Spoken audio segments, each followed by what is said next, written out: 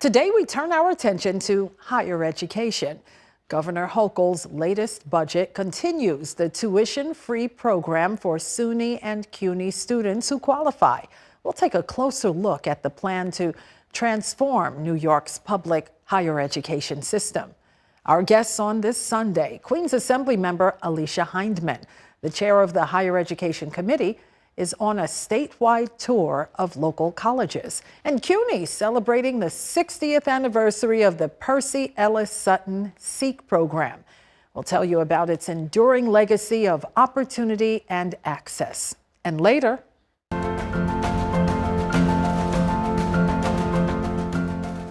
we salute Woody King Jr., the founder of Off-Broadway's New Federal Theater, died last month.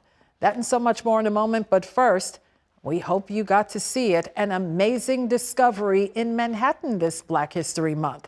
Historians confirm the existence of a hidden passageway linked to the Underground Railroad.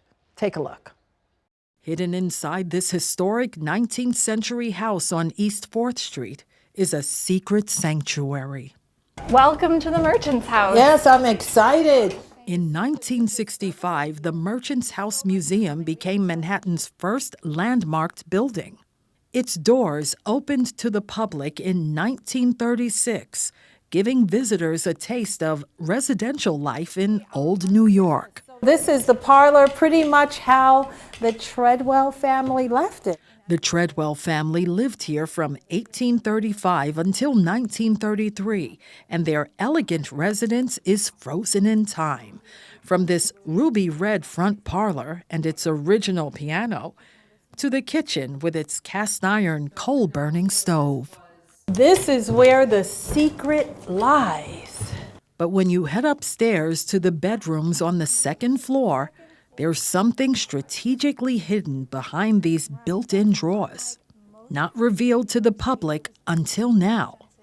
A link to the Underground Railroad.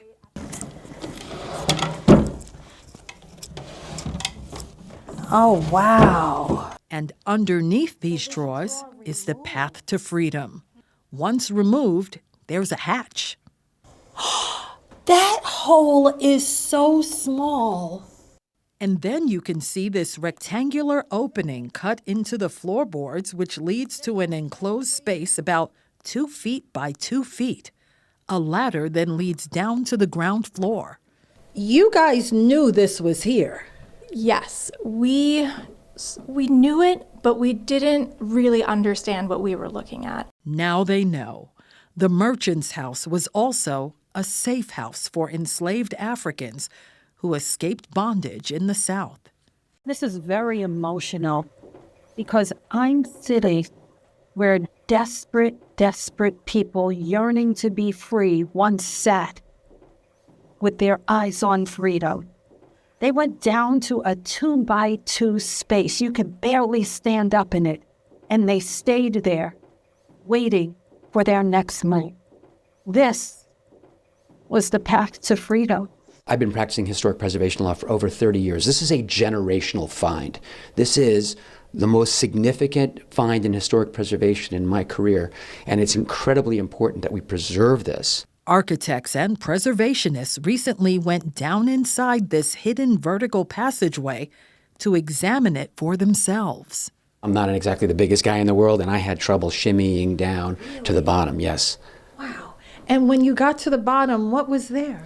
Well, there were artifacts down there. There was a newspaper clipping from the 19th century down there. In 2026, these experts confirmed this passageway was designed in 1832 by the original owner. Joseph Brewster was an abolitionist. Abolitionism was incredibly rare among white New Yorkers, especially wealthy white New Yorkers. He was the builder of the house. He was able to make these choices and design them. Brewster sold the building to the Treadwell family in 1835. It's unclear if the Treadwells used or even knew the passageway was there. Historians call this passageway a masterwork of deliberate concealment, designed to be absolutely invisible to slave catchers during the 19th century. Its groundbreaking discovery, a testament to the courage of the abolitionist movement in New York City. You know, many New Yorkers forget that we were part of the abolitionist movement, we were part of the civil rights movement, but this is a physical evidence here in the Merchant House that really shows New York City's connectivity to what happened in the South, what happened during the Civil War, and what's still happening today. It's a critical piece of the overall struggle for freedom and justice. The Merchant's House, no longer just a relic of domestic life in the East Village. Its identity now includes a powerful, emotionally charged monument to the American struggle for liberty. By the way, curators at the Merchant's House plan to integrate this discovery into its public narrative and allow future access to that property. And let's begin today's program with our first guest, Queens Assemblymember Alicia Hyndman. Good to see you. Good to see you, Cheryl. Okay, and you know, during your decades-long career in public service, you've been laser focused on education, and you are in the middle of a statewide education tour, and you're also the chair of the Higher Education Committee. You visited a number of colleges, including Metropolitan College. I think that was the last one. And what did you learn from that experience? So Metropolitan College, which is located in the Bronx, is doing excellent work when it comes to emergency management training, one of the few programs in the state that offers those people who are interested in like hurricanes, earthquakes, natural disasters in this country and other countries, really having expertise, knowledge, and it's right in the heart of the Bronx, which I think is phenomenal. And the micro-credentialing, they're trying to make sure that individuals can get those extra credits if they need to get into the workforce or move up in the workforce. And I think that's where education is moving, is to making sure we meet the demands of the workforce, not just in this state, but around the country. Yeah, and when they enter the workforce, Assembly Member, you know that many are burdened with debt. And as the chair again of the Higher Education Committee, what do you make of the issue of rising tuition and student debt? Is there anything that can be done from the state level? Well, I'm happy you asked, because we are now in the midst of our state budget. And as you know, the federal administration has made it harder for us to get those terminal degrees, whether it be a master's or PhD levels, because he has reduced the ability to do graduate loans, plus loans for graduate students. And that hampers us, especially when it comes to professional degrees. So my hope is that while, you know, this broadcast airs, that the governor does take on a plan that would allow for a state loan program to offset what the federal government has done. There has been a decline in enrollment when it comes to colleges and universities around the country. New York is not immune to that, but with the addition of the decimation of the U.S. Department of Education by the federal government and the termination of graduate plus loans, they're making it even harder for us to get those secondary and third degrees that are needed for upward mobility in this country. Yeah, and we should note that the Excelsior Scholarship, which you know all about, helps students attend CUNY and SUNY schools tuition free. Do you think there are any modifications needed, maybe to lower the threshold so more young people qualify? Well, the Excelsior, we did increase the amount that a family could make in order to be eligible for the Excelsior Scholarship. But it's not, that's always the Excelsior Scholarships are the last part of the tuition that would be paid for. There's still TAP. We've increased the amount of money people can get for TAP. And that's why we encourage students to go to SUNY and CUNY because of the in-state tuition. We have not raised in about almost, I want to say maybe 8 to 10 years, we have not raised tuitions for SUNY schools for New York State residents. And that is a big deal. Excelsior helps, but I think the state can do more. There's always more to be done. And every time we say this, you know, we ask for more money in the budget and they say there's no money, the state budget gets bigger every year, at least since I've been in the state assembly. Okay, well, Assembly Member Alicia Hyndman, we're glad you can stay with us because when we come back, we want to touch upon issues in your district in Southeast Queens. So let's press pause. Still ahead, CUNY celebrates 60 years of the Percy Ellis Sutton SEEK program, how it's been helping students for generations. We'll be right back.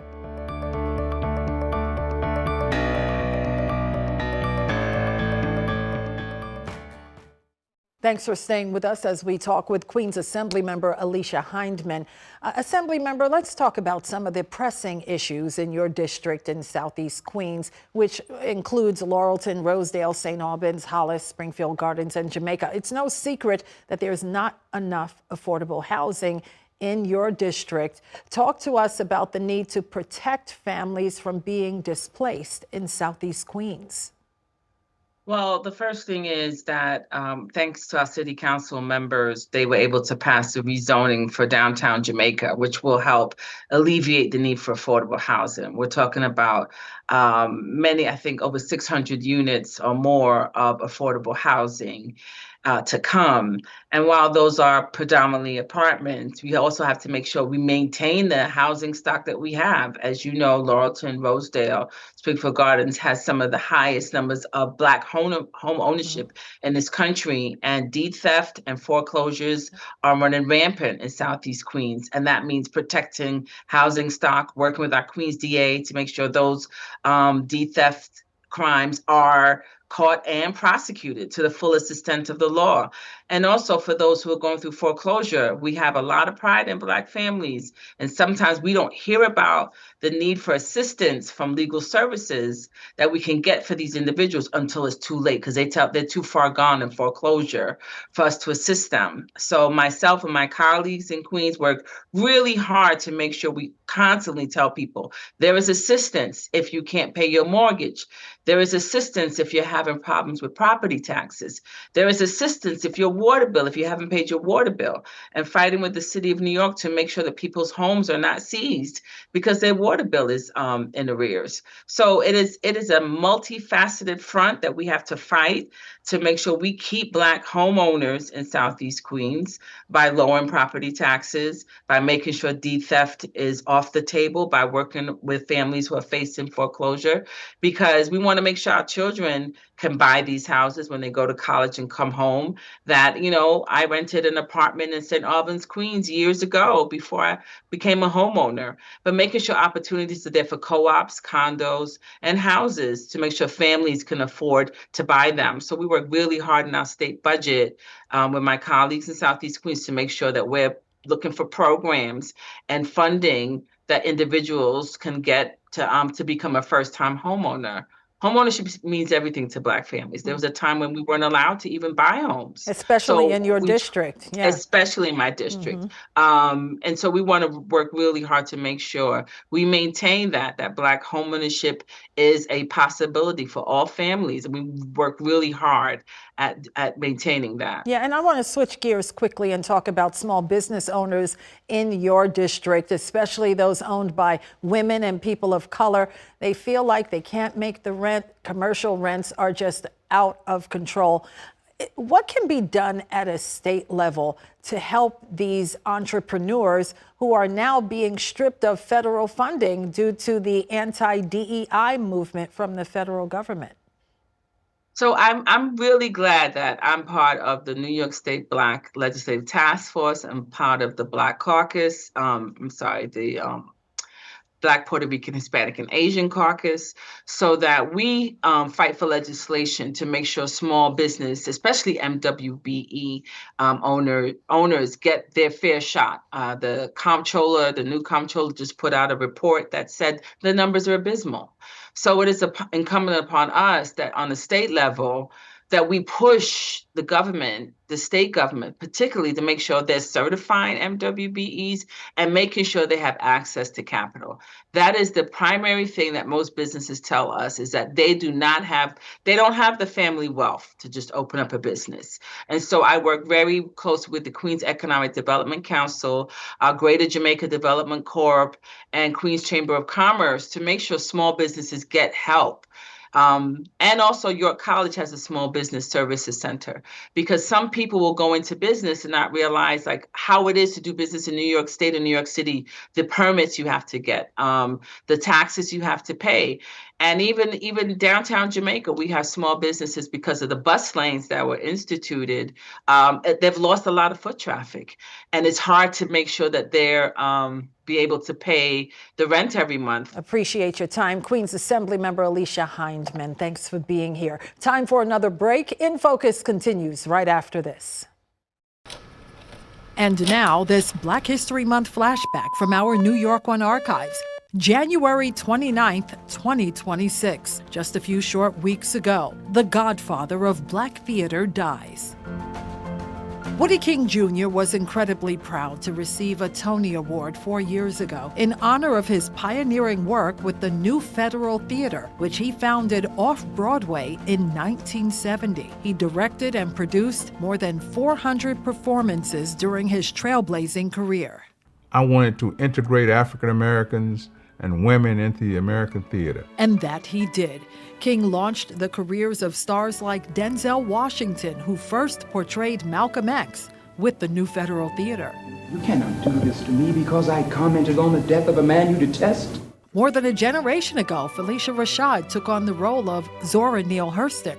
And I won! Second prize! So many performers honor King for being a champion of the Black arts movement.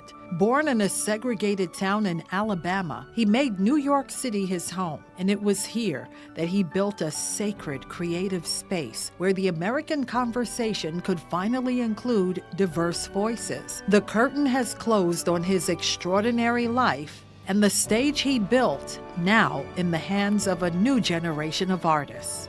Woody King Jr. was 88 years old.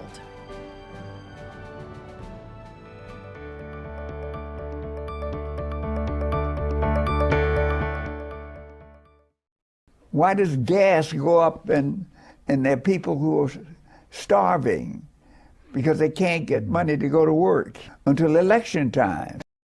Until election time. That's the late trailblazer, Percy Sutton. He liked to call himself the elder statesman of Harlem politics, and CUNY is celebrating the 60th anniversary of the Percy Ellis Sutton Search for Education, Elevation, and Knowledge, also known as the SEEK program. Joining us now is Percy's granddaughter, Keisha Sutton-James. She's a leader who wears many hats, but she's widely known as a daughter of the movement. And Dr. Michelle Hodge, CUNY Dean for Special Programs. Thanks to both of you for being here. Thank you. Pleasure. You know, Miss Sutton, I want to start with you. I'm resisting the urge to call you Keisha. We've known each other forever. But I want to start with you. You're the keeper of your grandfather's legacy, and proudly so. He was the founder of Inner City Broadcasting. He has a resume from here to Harlem. And he was also Manhattan Borough president. And he had a tremendous impact on politics uptown. Tell us about that. Oh, huge impact. Started with his being an attorney, being Malcolm X's attorney, New York State Assemblyman, at which point in his 2 years in the Assembly, he passed the law, he and many others, which we will talk a little bit about, passed a law to create the SEEK program, went on to become Manhattan Borough President, longest serving. That was when Constance Baker Motley was nominated for her federal judgeship. Because of that, he completed her term and did 2 more full terms, so he was the longest serving Manhattan Borough President in history. Was oftentimes forgotten as one of the people who ran in the '77 race for mayor. So he was the first Black man to run for mayor of New York City, mentor to Reverends Jackson, Sharpton, was owner of the Apollo Theater, many Inner City Broadcasting, WBLS. So, and then of course I didn't know until Mayor Dinkins and Basil Patterson corrected me after he passed. And they said, no, Keisha, he was our leader, the Gang of Four. I thought they were all peers because of the way he talked about and my friend. But he was the strategist. He was the fundraiser. He was the person who pushed each of them and others to run for their offices. So, you know, there's a lot of Governor Patterson, Mayor Dinkins, Charlie Rangel. He was behind all their races and many others. Absolutely, and it's fitting that the SEEK program, Dr. Hodge, is named in his honor. Tell us about how this transformative program has evolved over the last 6 decades. Well, it keeps doing what it's done for 60 years. It just works. It supports students in their pursuit of degrees. These are students that wouldn't ordinarily have this chance. And because of this program, because of the dedicated directors and people at the different campuses that support these students, they not only get into college, because as Percy Sutton would say, access without opportunity is worthless. But these people make sure that every student that comes into the SEEK program has not only access, but the opportunity to thrive. And it's been doing that for 60 years by supporting students' mental health, their educational advice, their anything they need. They know they can go to the SEEK program and they will be supported. That's great. And you're your family is very proud that this SEEK program is continuing because your grandfather was also deeply involved in the NAACP from a child. Yes. He was the child of educators, his dad, educators, activists, and entrepreneurs. So both of his parents actually had master's degrees. His father was recruited to build the only fully appointed middle school and high school for Black kids in San Antonio, Texas. His dad was the principal, a very stern principal. Everyone graduated. Everyone, like this concept of college dropout was not a thing. High school dropout was not a thing for him. Everyone graduated. His older siblings were educators. And because, in the Jim Crow South, to be educated and an entrepreneur, this is essentially, he grew up that's considered privileged for Blacks in the Jim Crow South. But what was instilled in him and he instilled in me is that but for these opportunities, but for an education and access and opportunity, we all would be in the same situation that some of his neighbors were in. And so to be able to, leverage the moment to create the SEEK program, which is an interesting moment in history, to create this program he was wildly proud about this. This is one of his most proudest achievements, which is why I'm so excited to be here to celebrate the 60th. Absolutely. And Dr. Hodge, you've heard, of course, from SEEK alumni. I know you're going to be collaborating with them in Albany next weekend. Tell us how they credit the program with changing the trajectory of their lives. Absolutely. The common refrain is, I would not be where I am if it wasn't for the SEEK program. And the funny thing is, that phrase doesn't come just after they graduate. It comes while they're in the program. While they're in the program, they're saying that. If it wasn't for SEEK, if it wasn't for the lifeline that it provides, if it wasn't for the community that it provides, I wouldn't be what I am today. And so they don't know at that point what they're going to be yet, but it's sort of like that standard that you were talking about. It's passed down in the program. You will achieve. And so we have alumni who are U.S. representatives. Certainly we have in the state assembly currently one of our Queens College SEEK grads. And it's just amazing what they do once they leave the program because they always want to help somebody coming up behind them. They always want to keep the door open for the next generation. Yeah. And I want to close with you. Your grandfather was really known, and you referenced this, as a kingmaker. Mm-hmm. Like he could look at a situation, strategize, and follow through. Mm-hmm. Why was that such a big gift for him? Tell us what part of his personality caused him to be that kingmaker. Well, so he was the youngest of 15 children. 12 lived to adulthood. All 12 had college degrees. As I said, they were, well-educated people coming out of the Jim Crow South. In Texas. In San Antonio, Texas, deep South. As an activist, they were also, as you said, an NAACP family. He actually grew to one day become a spin garn medalist. And it was really, I think, first of all, he needed to outshine the other 12 siblings that came before him. Competition. But there was such pride in our family, and there still is such pride in our family in helping to create legacy and create pathways. So I took that on myself. I'm sorry if I touched the mic. I took that on myself as well, having served as campaign manager for Alvin Bragg, because it was important to me, just as my grandfather was the person who really pushed Mayor Dinkins to run for mayor and helped to, in many ways to make that happen. It brings great pride to me to have as part of my, legacy, if you will, that I helped to elect the first Black Manhattan District Attorney who is changing the way that we approach criminal justice in New York City. So it's about making our ancestors proud, I think. Absolutely. Well, thank you for doing exactly that. And it's such an honor to be able to amplify the SEEK program at 60. Keisha, Sutton-James, and Dr. Michael Hodge of CUNY, thanks for being here. Thank you for having us. Thank you. And now, our final focus, a quick programming note. Next Sunday, In Focus will be on location in Albany for Caucus Weekend. The 55th Annual Legislative Conference is sponsored by the New York State Association of Black, Puerto Rican, Hispanic, and Asian Legislators. We'll talk with lawmakers about key issues affecting New Yorkers, from immigration to education and public safety. Until then, thanks for watching. I'm Cheryl Wills. We appreciate you spending your Sunday with us. Thanks for watching our YouTube channel. To keep up with important issues impacting our communities and hear more conversations with the people who are shaping the future, subscribe to our channel. You can also download our app or find Spectrum News on your TV for balanced, in-depth political coverage and more.